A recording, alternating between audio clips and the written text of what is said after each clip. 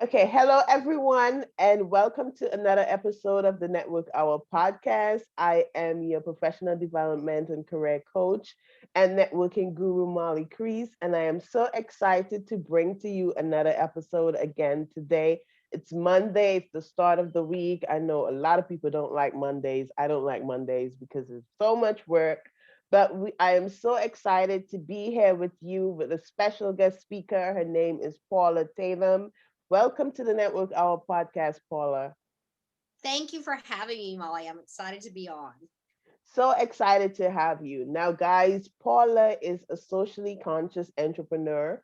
She is also a podcaster with the podcast named Women Soulpreneurs, and we're going to hear more about that as we get through this episode. And also, she is the founder of Conscious Gifter. Now, today, our topic is going to be the do's and don'ts of marketing your business. And Paula is going to share some challenges she faced in marketing and what you learned from those challenges and how you can move forward in marketing your business. So we're going to get into all of that and talk about all of that.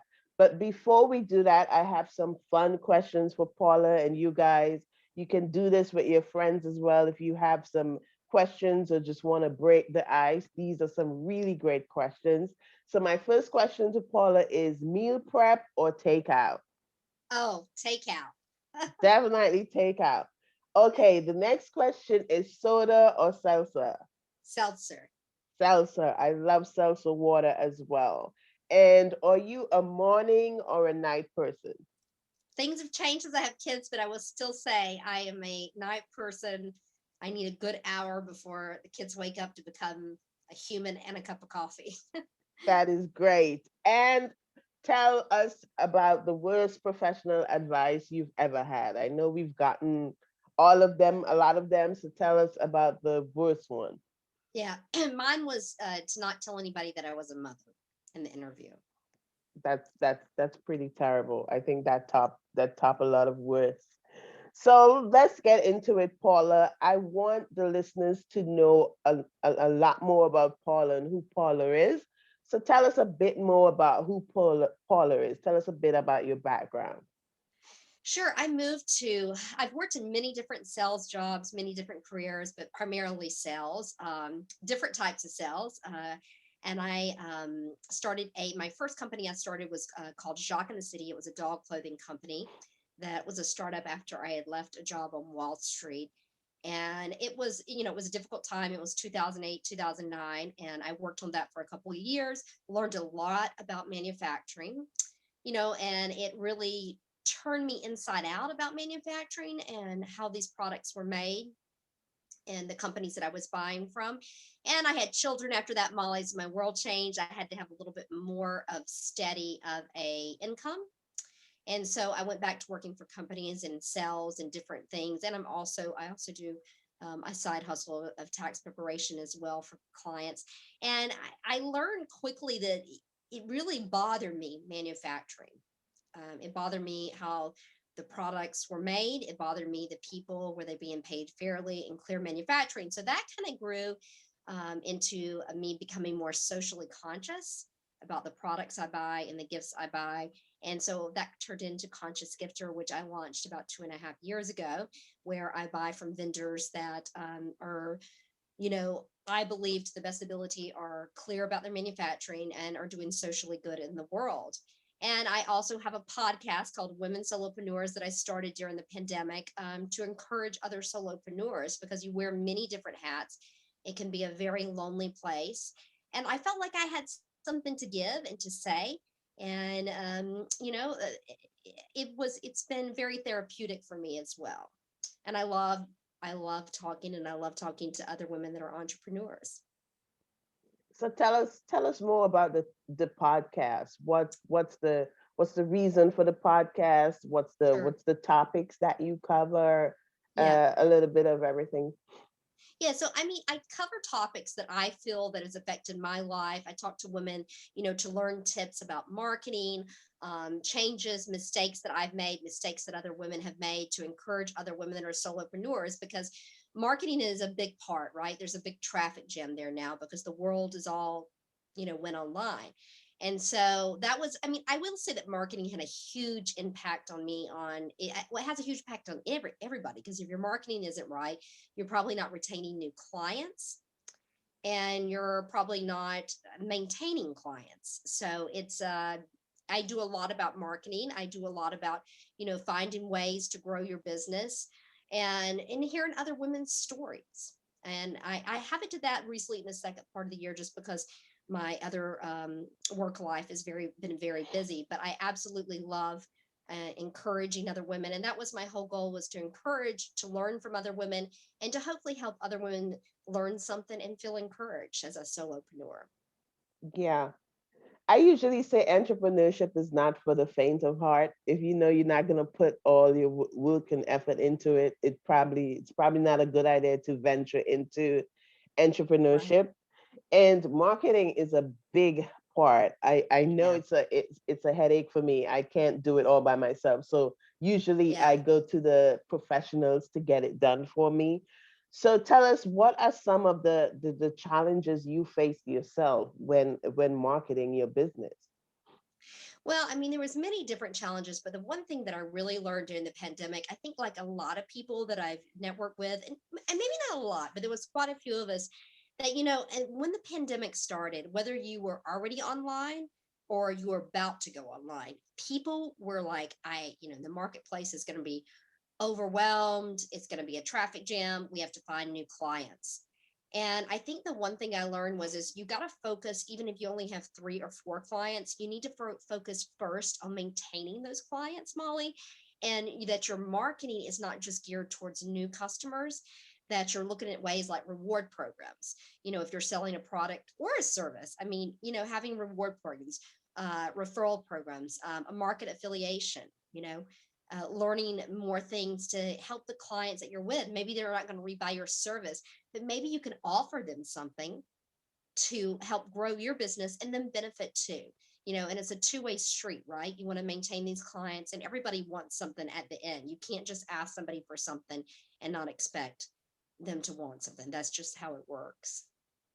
Yeah, so you just went into a few things there so quickly. I want to go back to the first thing you said, the first do I hear in marketing that you said just now is focus on maintaining those clients that you Yeah. already have.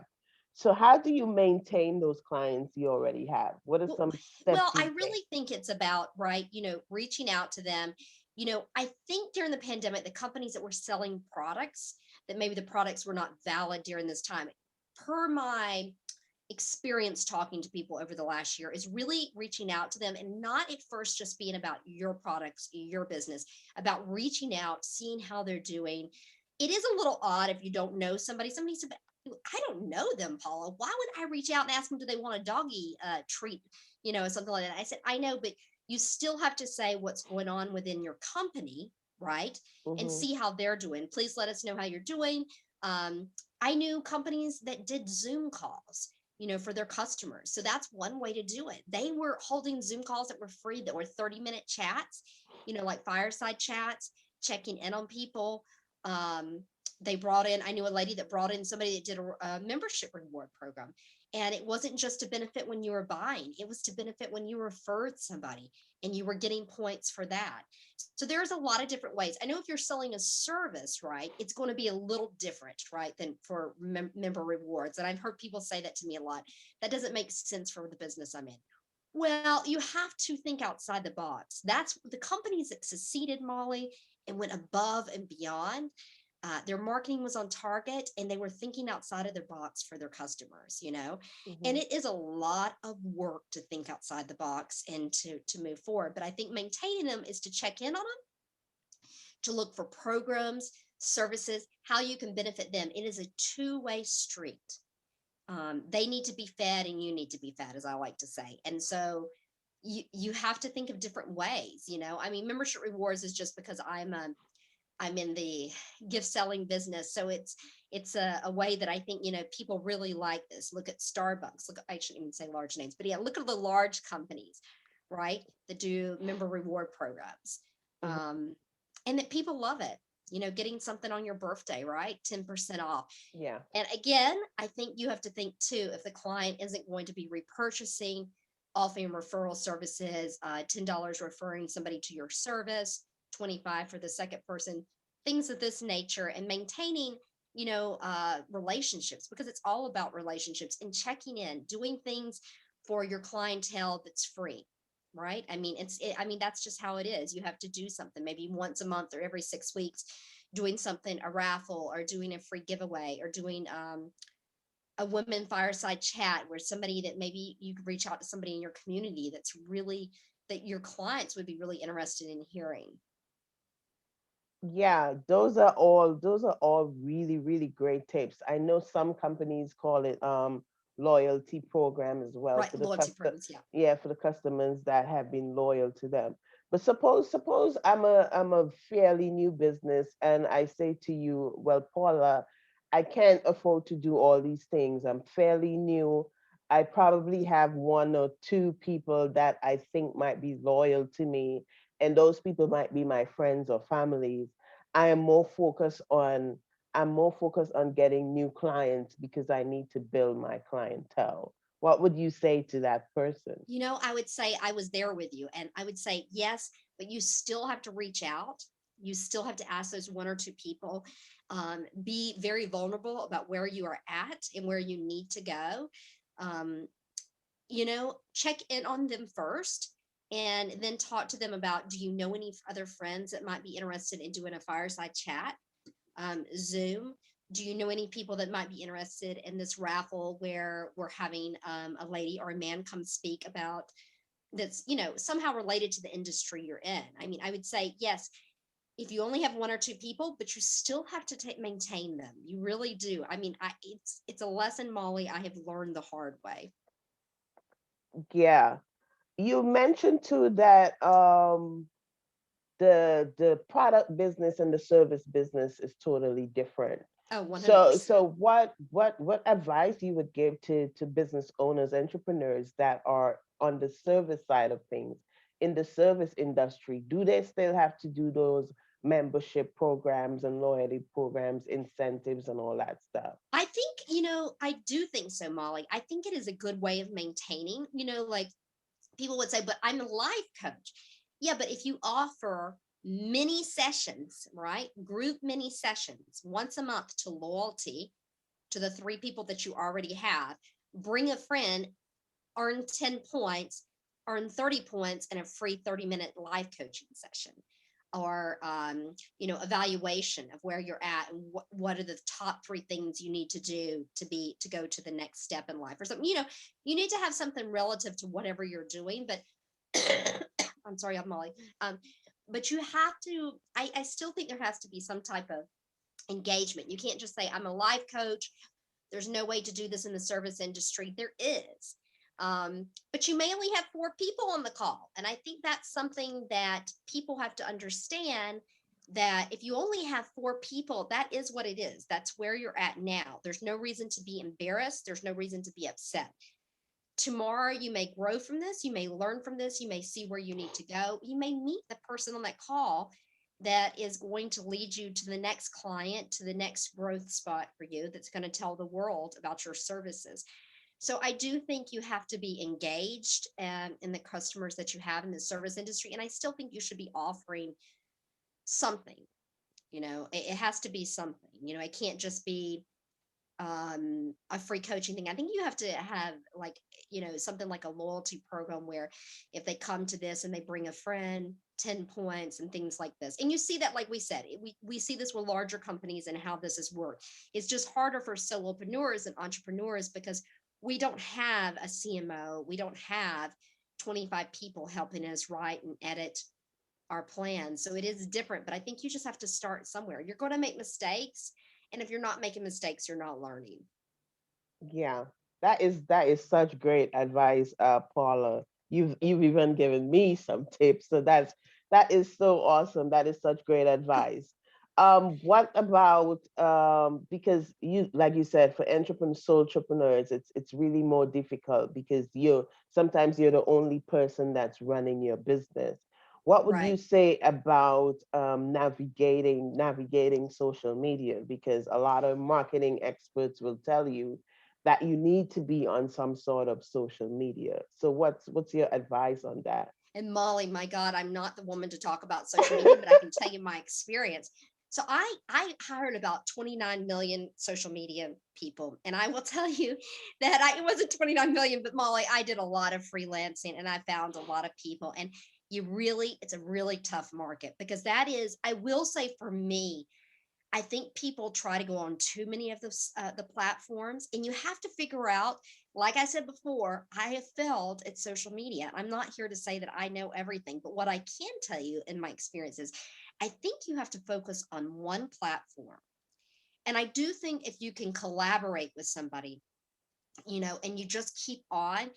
And I think in the beginning, it's okay to just do posts and you don't do them right. And that's okay, because you're just starting out. And the more women and the more, or anybody, men and women that you meet, that you can get tips and advice from, that's really what, which I'm taking a retake on conscious gifter and where, what I feel God has called me to do. But I will say, Molly, 100%, the people that I seen that were more on our level, Molly, like they were maybe had one employee or one freelancer, what they told me is that how they succeeded was finding an influencer. Okay. They found an influencer. Now, for the service industry, for LinkedIn, I did talk to a lot of people who said, Paula, it was really hit or miss. I tried to sell my services on LinkedIn. I didn't get that many likes on the podcast. I didn't get this many things, but they said they just kept trying, and they just kept trying. And I think that is the key. But social media takes a long time if you do not have staff. Yeah. And even if you do hire somebody and you pay them $1,000 a month, Molly, the sad part is they're doing the same thing me and you are doing. They're just trying to figure it out for you. There are a few experts that really do know what they're doing, and I'm not saying that they don't. But what I've learned is it really is about making mistakes and learning from them, and not just continuing to spend money on platforms and focusing in on one platform. In my opinion, there'll be people who disagree with me, but in my opinion, it's focusing in on that one platform that works for your company or service. Yeah, and sometimes as a sole entrepreneur, as an entrepreneur, you're just starting out. It's you alone. You're the CEO, you're the admin, you're the receptionist, you're all of these things. And social media, like you said, can be very expensive. And as an entrepreneur, you might not have that money to put into that. And I think that's why a lot of entrepreneurs fail at first in their couple of years at marketing, because you don't have the money to put into it as That's right. much, or Absolutely. you don't have it to hire a professional to do all of that stuff. So that's where that difficulty comes in. Yeah. And 100%. And I was talking to a woman who, we were just talking about it. A lot of people pause because of the marketing, because it is so expensive. And it's not to say, Molly, there's not marketing people or agencies that can figure it out for you, or influencers, but it does take time and it does take money, you Yeah, know? it definitely does. It definitely does. So you've given so many things to do where marketing is concerned. Let's talk about what you should not do as an entrepreneur, as someone who's starting a business, what you should not do in marketing, what you should avoid. Yeah, I mean, a couple different things. I think, I mean, one is I seen, and I don't know how you felt about it, Molly, but I seen a lot of people touch on all of the political, things that were going on. And Molly, I think there were a lot of people that did not realize what they were saying. One thing is when you take a stance on something politically, you have to take that stance for the rest of the time the business is in, right? And I seen a lot of people, and I don't know how you felt, and I heard from a couple different women groups that, that was a big mistake, because they didn't know the whole story, or they didn't know everything, and they took political stance, right? And they didn't know what to do. And I think if you're going to take a political stance in your business, right, first of all, make sure it's relevant to your business, and make sure it's relevant to the times, right? I mean, Hmm. I seen a post about something that happened 2 years ago, and it was like, well, the current events are something totally different. you probably should be speaking about this issue versus this issue. So that is one of my things. If you're going to be political, you're going to have to be political the whole time. So be careful of talking about politics. And I think a lot of companies talked about it and they felt like they had to, but I don't know if you have to. I think that I mean, for me, it's a little different in my life. I try to let God guide me on what I should be speaking on and not speaking on, because sometimes, there's issues and topics, Molly, that just don't are not relevant, and it wouldn't be something like that. And the other thing I would say is with marketing and the do's and don'ts, I think that we've already kind of spoke on it, but that focusing on four different platforms is just not the key thing, and just to focus on the one thing, and to do your best at finding the one thing that will help your business grow. If you're a service business, in a lot of places, I mean, I know Facebook works for some, but they've seen such growth in LinkedIn. I've talked to a lot of women in life coaching and podcasters on business, that which I'm saying this, which is now it's a traffic jam, but it's a huge place to grow there. Mhm. So I think focusing in, I think that another thing in marketing that you shouldn't do is I talked to someone who had two different agencies. I didn't quite understand why she hired two different agencies to work. And she told me she had a freelancer that worked on the weekends doing marketing and a freelancer that worked during the week. And I just don't understand. I mean, that's my personal opinion. I've Yeah, never that's did two that, but different I do think that perspectives. Yeah. yeah, it's too many, you have too many hands in the pot, and you're marketing on social media, which is primarily where people are buying ads and selling it. I mean, what a world we've come from magazines to newspapers to TV. I mean, I don't even have a TV in my home, so I don't even watch TV. I don't have cable. So it's such a changing world with marketing. So I mean, I think finding one person, not so many different people in marketing, and I think that you have to really find a good influencer that is really understands. They can be great at something, but they have to understand your industry and understand what you're doing. Yeah, I think these are some really great don'ts. I especially the political one. That's interesting because I Yeah, remember when everything was happening and I saw a lot of political posts on LinkedIn and I was like, this yeah, does not need to be on LinkedIn. And what some of the people were saying, some of the comments they were making were really controversial. And I'm like, yeah, and I saw CEOs doing it. I saw entrepreneurs doing it. I saw people in regular jobs doing it. And I said to myself, oh my God, are you sure this is not going to affect your position at your job or right. the clients that you have? I mean, if you're like you said, if you're making a stance, you're gonna have to make that stance The whole um, time. the whole Yeah, time. So I think definitely you have to be careful on political leanings and the stance that we make. And that's definitely a good one. We're not saying not to do it, but you have to right. be conscious of what you're doing and how you're doing it. That is such an important one. I think too many platforms is a great one too, because I feel, and even myself, I found doing this too as a new entrepreneur.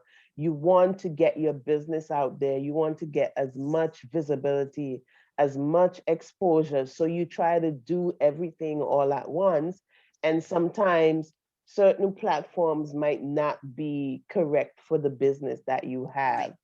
And so doing that research and knowing which platforms to use, I think that's so important as well. And then you mentioned the person that had two different agencies. Do Yeah, I think that's tricky because then you have two different people with two different perspectives, and right. anyone in business will tell you when you're doing business, you have to have a focus and you have to have your brand has to be consistent throughout. and Yeah. and having two different people, that might be confusing your brand and having it all over the place. Yeah, and I think having, and it's the same with messaging too. Your messaging has to be clear and stay the same. Messaging does change. I do agree with that. The pandemic really changed your messaging from March to July, depending on what state and where the people were in. Your messaging changed. Mm-hmm. We're open for business in June was not really New York, for brick and mortars. Mm-hmm. Um, I mean, I guess some went back, but there was a lot that couldn't financially open back up. So if you were in Florida or Texas, you might have opened up in June and you Yeah. might have had customers. I don't know, but I don't live there, so I would have no clue. But I know that for a fact that in New York, your messaging was very different than what it would have been in many other states and California. And I think that having so many different hands in the pot, you know, you're not going to have the same cohesive message. And it shows on any marketing space, whether you're doing Google ads, it would show. Mm-hmm. Do you think having a website is important?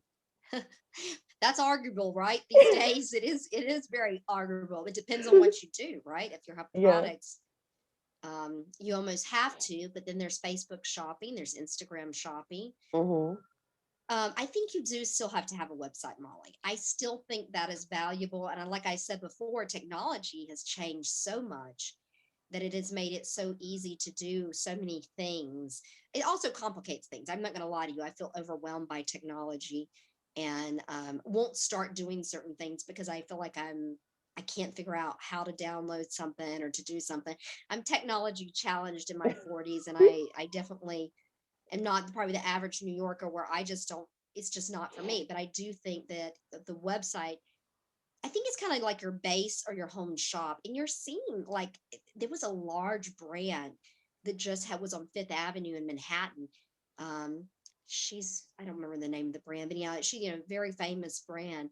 And now she's only going to have a website, Molly, Wow. no brick and mortar for the time being. For the time being. Yeah. And that was a little shocking to me because it was like, it's not a household brand, not everybody would know it, but it's like women's bathing suits, women's stuff. And Fifth Avenue used to be the marker, right? I mean, you Yeah. made it if you had a If flagship you're on a store on where Fifth Tiffany's Avenue. is. And I mean, I shouldn't Yes. name brands, but anyhow, but you know what I'm saying. So websites are the home base now, even if it's just a one page, bio on you that people, and people unfortunately Google you. it Yes. is it is and there's nothing wrong with it. It's just how the world is. I'm not saying it's bad, but it's it's bad if you can't erase a few things from your past or something. Unfortunately, I've never been technology savvy, so I don't have that much out there. But you can't see. You can see so much, and you want people when they Google you, the website to come up first. And the things that are very relevant. So even cleaning up, there are companies that do that clean up for you to help you with that. I mean, that's a whole nother topic. Is that really worth it or not? Yeah. I think a lot of companies now are realizing that they don't necessarily need the brick and mortar Yeah. because it has been such an online world now, and the pandemic made it even shift to virtual. Everything's virtual now. So I think companies are gonna have to reevaluate to see, should I even have a brick and mortar, or should I just go 100% online? Right. I mean, we still need relationships. That's my only worry, Molly, that we Yeah. need interaction with human beings. I'm a relationship based person. I mean, you can probably tell I love people, and I miss, I really miss being in person at networking events and things like that. It's not quite the same for me on Zoom, but everybody's different. I know people that are so happy to be working from home and are just thrilled. And I was ready to pull my hair out with all the online schooling and trying to get work done. And I mean, I've got more gray hair up here, and I've got a few more crow's nest up here, and I look a lot different than I did, I think, pre-pandemic. But I think that even though we'll go this away, we have to maintain our relationships, Mm-hmm. you know, and that'll be another key because you learn so much from people.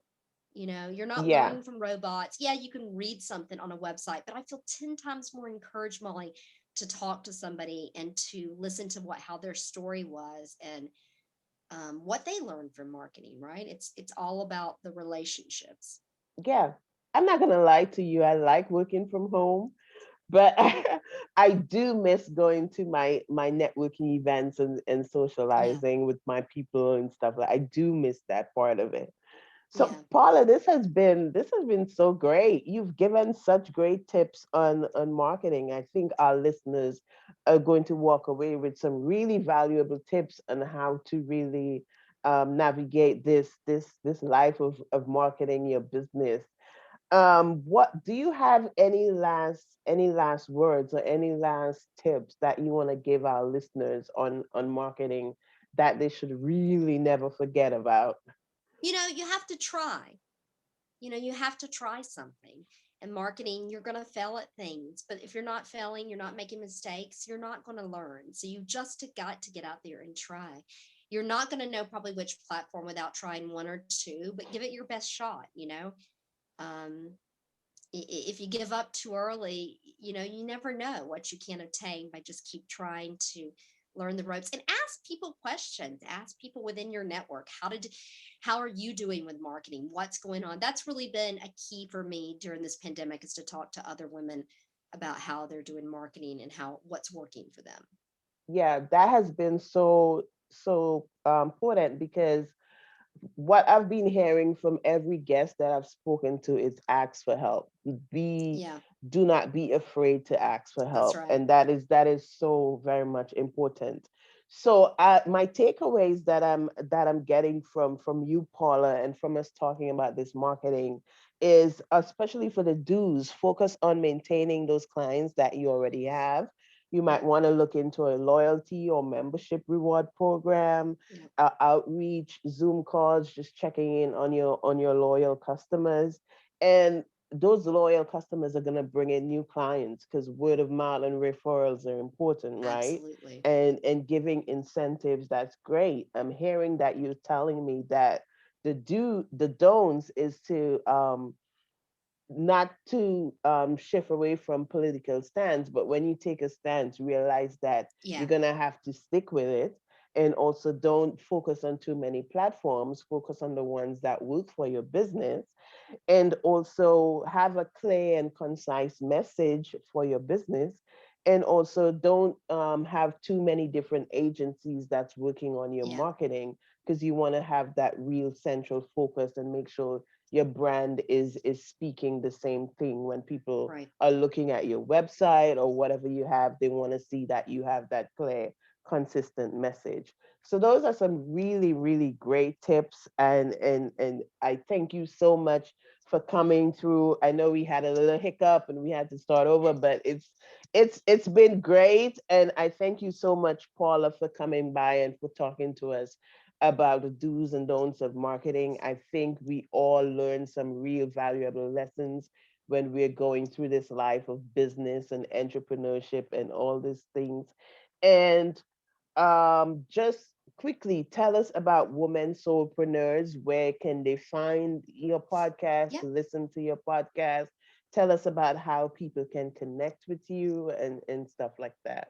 Yep, you can reach out to me on LinkedIn, Paula Tatum. I live in New York City. It's pretty easy to find me. And you can find my podcast on Apple, Spotify, all the major podcasts. I'm on all the platforms. You can listen to me there. And I will probably be starting in the fall another series interviewing women. But as everything has changed, I am changing too. Right now, I'm doing mini episodes on encouraging things and tips for solopreneurs.